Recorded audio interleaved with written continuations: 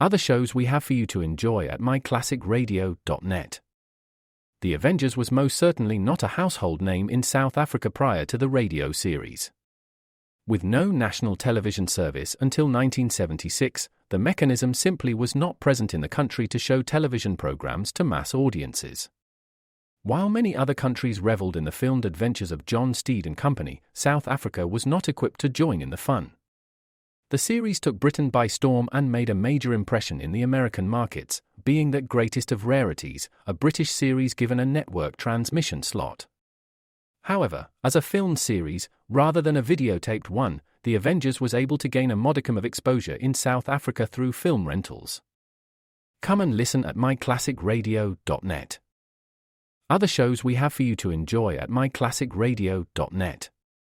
21 Precinct was a police drama broadcast on CBS from July 7, 1953, to July 26, 1956. It initially served as a summer replacement for My Friend Irma. The show was produced in cooperation with the Patrolmen's Benevolent Association of City of New York and adaptations from True Criminal in New York. The Policeman's Point of View.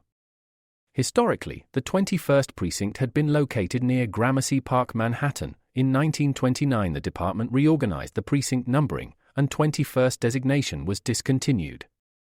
No such precinct existed during the run, nor does a 21st precinct exist.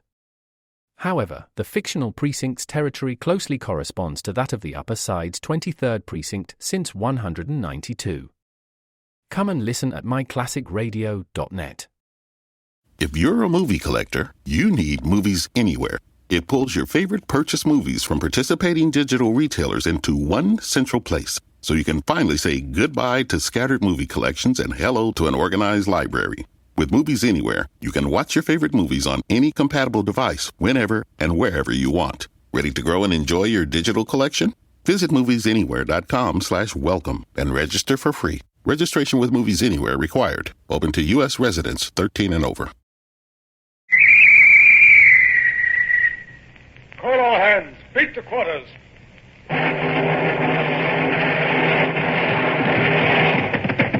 Run out the guns. Stand by the starboard battery. One broadside into her, if you please, Captain Bush. Pointers on target. Linstops ready. Aye, sir. Ready. Fire!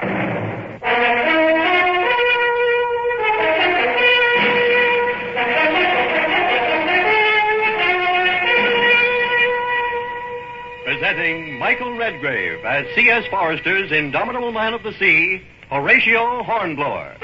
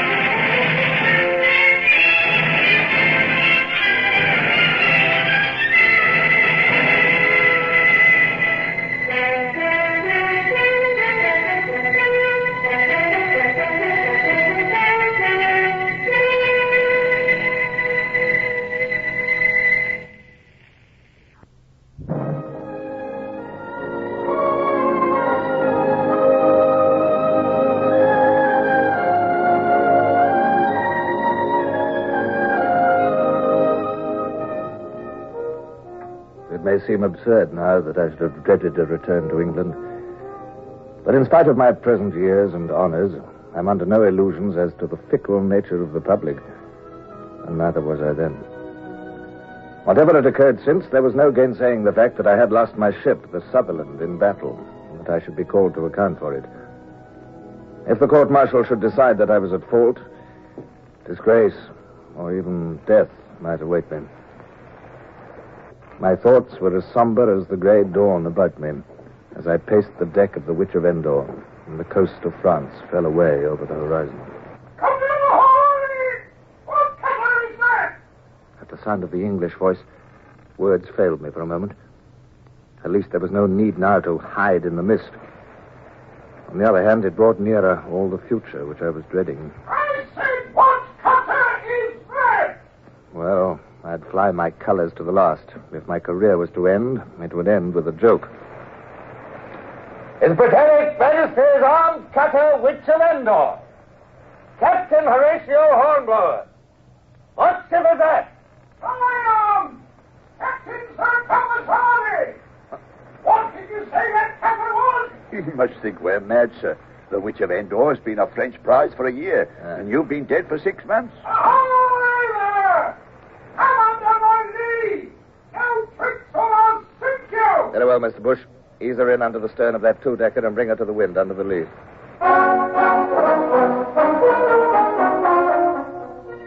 As the boat bore me to the Triumph's side and I stared at the familiar beauty of a ship of war again, the two yellow streaks along her sides, checkered with gun ports, the pennant at the main, the hands on her deck, the red coats of the Marines. Stand by the foresail. As I heard the distant voice of a boatswain roaring at the seamen, all the familiar sights and sounds of the Navy in which I had grown up, I was hard put to it to restrain my emotion. This was indeed the end of my long captivity and flight. Hardy was there on deck, his huge bulk towering over everybody. I saw his expression alter. Good God! It is Hornblower. Welcome back. Give me a hand, sir. Thank you, sir. How did you come here, sir? How did you take the witch? How on earth? How did I come back from the grave? Is that what you want to ask? Well, it's a long story. Well, you'd better come round to my cabin, Hornblower. This must be a pretty difficult time for you.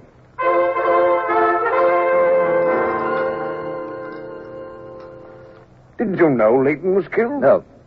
No, don't worry about me. I've heard nothing for months. Yes, he died of his wounds at Gibraltar. Oh, I see. Have you heard anything of my wife? Well, I remember reading that she was awarded a civilist pension by the government when the news of your death arrived. No other news, Hardy? There was a child on the way. Oh, none that I know of. But then I've been 4 months on this ship. I wouldn't hear anything.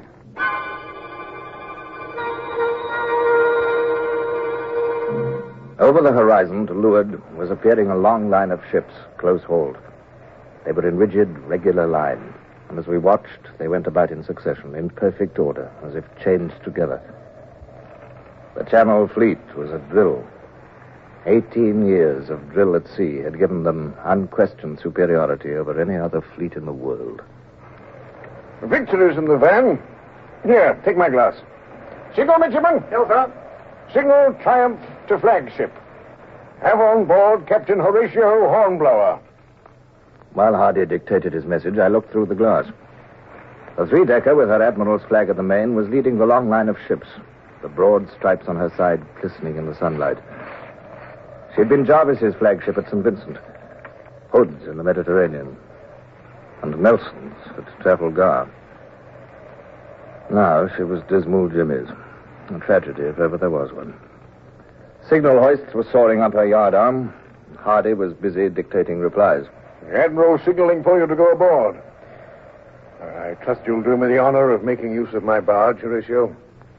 The Triumph's barge was painted primrose yellow, picked out with black. And so were her oar blades.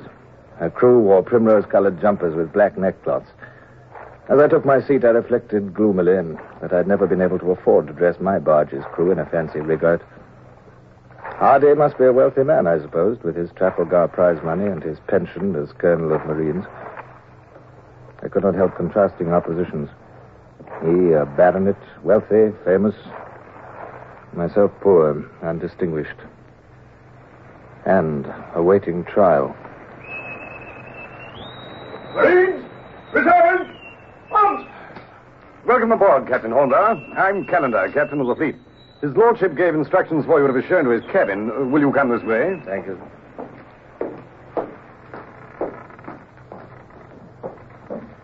I don't suppose you remember me, but I was first lieutenant on the Amazon when you were in the Indefatigable. On the contrary, I remember you very well. In fact, There was a certain boat drill at Portsmouth. Oh, you remember that, do you? Very well. Well, I'd only been first for a week then, and I had to throw my weight about in somebody. Oh, here's his lordship's cabin. Thank you. Will you make yourself comfortable while I tell him you're here? Lord Gambier's cabin was not nearly so ornate as Hardy's had been. The most conspicuous item was the big brass-bound Bible on the table. I sat down on a cushioned locker and stared gloomily out of the stern window. The next hour might easily decide my whole fate.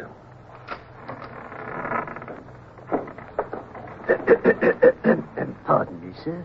I am the Admiral's clerk. Yes? His lordship will receive your report shortly. In the meantime... Well, what's that you're hiding behind your back? I'm afraid, sir, that I have bad news for you. What news? Well, come along, man. Out with it. The fellow had an odd expression on his face, and although I spoke up boldly enough, my heart sank. Was it possible that my case had already been prejudged? Was I to be arrested, tried, condemned, shot? I remembered having seen this paragraph in the Morning Chronicle of 3 months ago, sir. I showed it to his lordship and Captain Callender as they decided it ought to be shown to you as early as possible. Well, his lordship says... Well, give me the paper. What is the paragraph? I'm afraid it's very bad news, What sir. gammon, blast you. Let me see it. The Lord giveth, sir, and the Lord taketh away. Blessed be the name of the Lord. We regret to announce the death in childbed on the 7th of this month of Mrs. Maria Hornblower, widow of the late Captain Horatio Hornblower, Bonaparte's martyred victim. The tragedy occurred in Mrs. Hornblower's lodgings at Southsea, and we're given to understand that the child, a fine boy, is healthy. His lordship instructed me, sir, to inform you of his sympathy. He will not expect your report yet, and he thought you might wish to seek the consolation of religion in your cabin. Yes. The Lord give it, sir, and the Get Lord... out. Get out, dear. Go on, get out.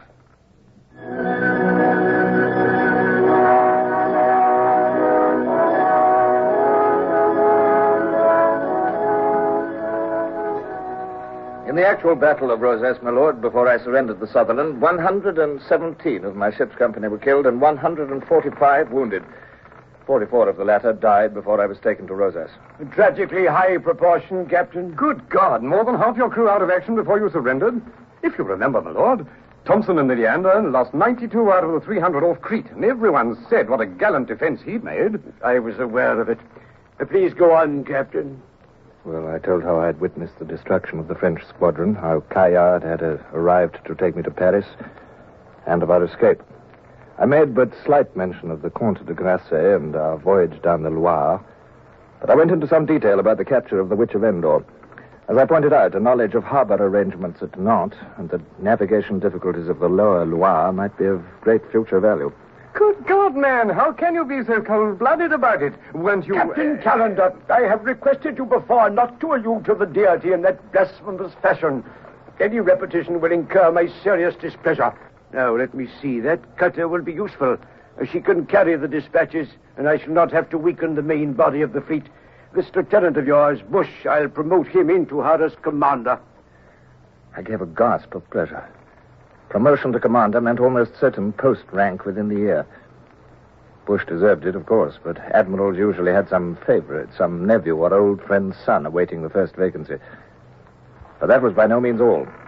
Promotion of my lieutenant to commander was a high compliment to me. It set the seal of official approval on my actions. This decision of Gambier's was a public announcement that I had acted correctly. Thank you, my lord. Thank you. I hope you will continue to be my guest until I sail for Portsmouth next week. It would be best, I think. Yes, my lord. Thank you.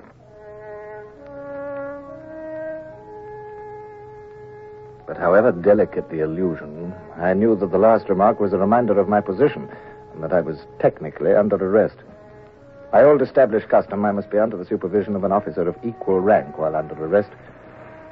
There could be no question of being sent home in the Witch of Endor.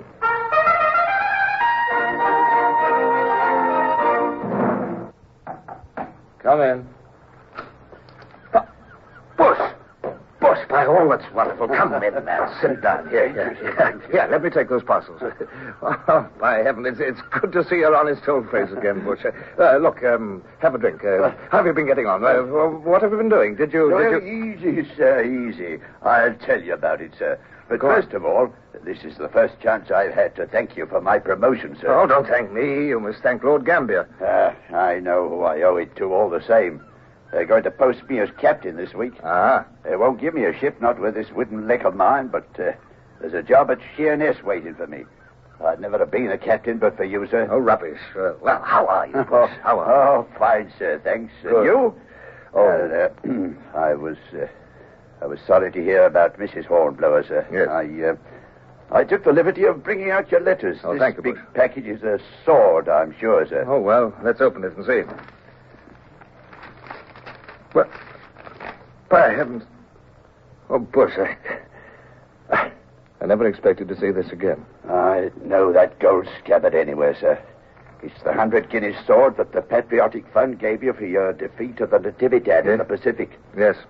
You should see the newspapers. You're famous, sir, so you ought to be.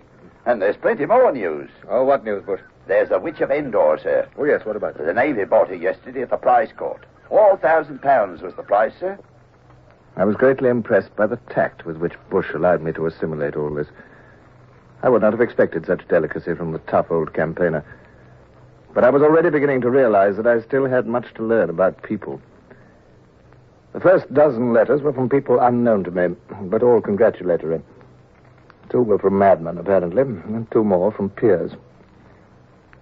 And then I saw a letter in a hand which was known to me, and my heart constricted as I stared at the envelope. It was from Lady Barbara. Bush and the ship and Portsmouth and all the present world spun and vanished at the sight of the letter. I was not reading. I was listening again to that dear, modulated voice which I had not heard for so many weary months. It is hard for me to write this letter. So overwhelmed am I with pleasure and surprise at hearing that you are free and well. I hasten to let you know that I have your son here in my care. My son? Barbara has him. Oh, God bless her.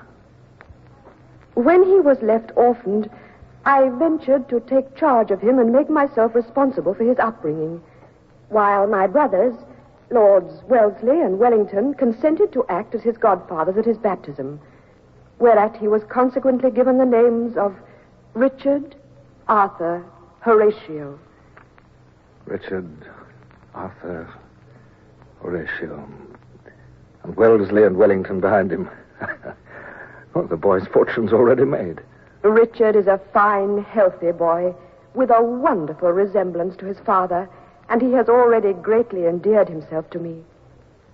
Let me assure you that I shall look upon it as a pleasure to continue to have charge of Richard until the time comes for you to take him away. I can easily guess that you will be much occupied with affairs on your arrival in England, but you will be very welcome should you care to call here to see your son, who grows in intelligence every day.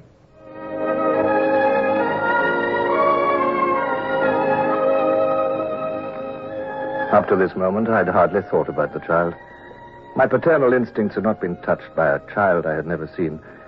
And besides, they were warped by memories of the little Horatio who had died of smallpox in my arms so many years ago.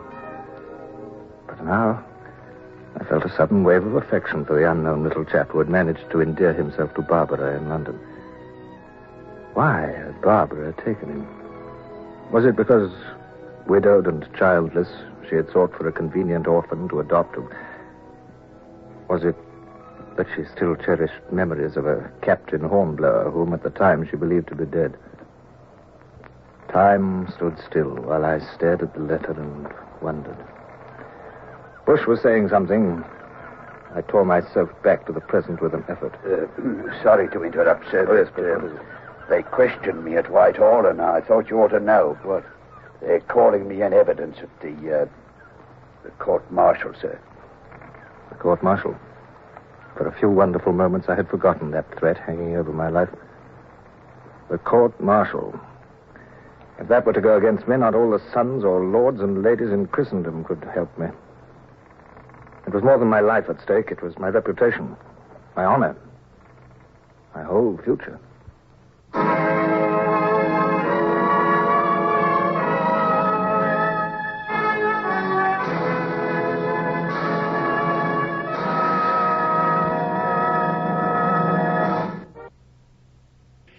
Horatio Hornblower, starring Michael Redgrave, is based on the novels by C.S. Forrester. Music composed and conducted by Sidney Torch. Produced by Harry Allen Towers.